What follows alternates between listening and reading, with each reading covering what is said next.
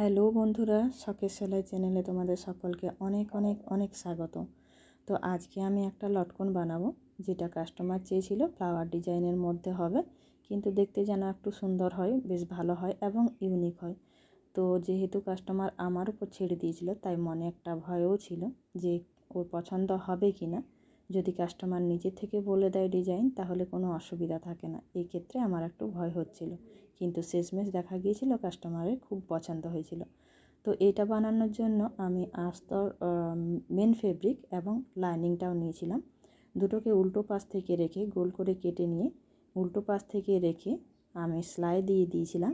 আর সেলাই দেওয়ার পর মাঝ বরাবর একটা ছিদ্র করে কাঁচি দিয়ে ছিদ্র করে সেটাকে কাপড়টাকে উল্টে সোজা করে নিয়েছিলাম। তারপর সেখান থেকে আমি সোজা সোজা দু ভাঁজ করে মিডিল জায়গাটা ফাঁকা রেখে দু ভাঁজ করে সেলাইটা আমি দিয়ে নিয়েছিলাম। এই পাশ থেকে দিয়েছিলাম কিছুটা, ওই পাশ থেকে কিছুটা দিয়েছিলাম। এই রকমভাবে আমি চারিদিকটা সেলাই করে দিয়েছিলাম। তো শেষে দেখা গিয়েছিল ডিজাইনটা খুবই সুন্দর হয়েছিল। আমিও প্রথমবার করেছি, কিন্তু আমারও খুব পছন্দ হয়েছিল। আর যদি তোমরা করতে চাও, তাহলে আমি বলবো দুবার করে দাও, মানে দুটো দাও, তাহলে ভালো লাগবে আরও। আমার যেহেতু ব্লাউজের ডোরাটা ছিল ছোট্ট, সেই কারণেই আমি একবার দিয়েছি। বড় হলে দুবার করে, দুবারের জায়গায় তিনবারও দিতে পারো, বেশ থোকা থোকা ভালো লাগবে দেখতে। আর আমি এইভাবে সেলাইটা করে দিয়েছিলাম। এই পাশ থেকে খানিকটা মিডিল জায়গাটা ফাঁকা রেখেছিলাম। ওই মিডিল জায়গাটা দিয়ে আমি লটকনটা কাঁচি দিয়ে একটু কেটে তারপর লটকনটা মানে ডোরাটা দিয়েছিলাম। তো তোমরা এভাবে বানিয়ে দেখো, অবশ্যই ভালো লাগবে। দেখতেও ডিজাইনটা বেশ ভালো হয়েছিল।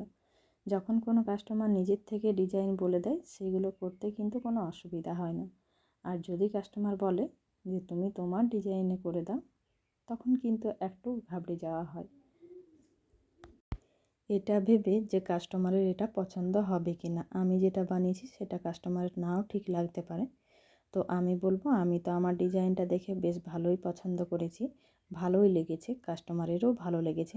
তোমরা যারা আমার ভিডিওটা দেখছো, তাদের কেমন লেগেছে অবশ্যই কমেন্ট করে জানিও। আর যদি ভিডিওটা ভালো লাগে, তাহলে প্লিজ একটা লাইক, কমেন্ট এবং শেয়ার করে দিও।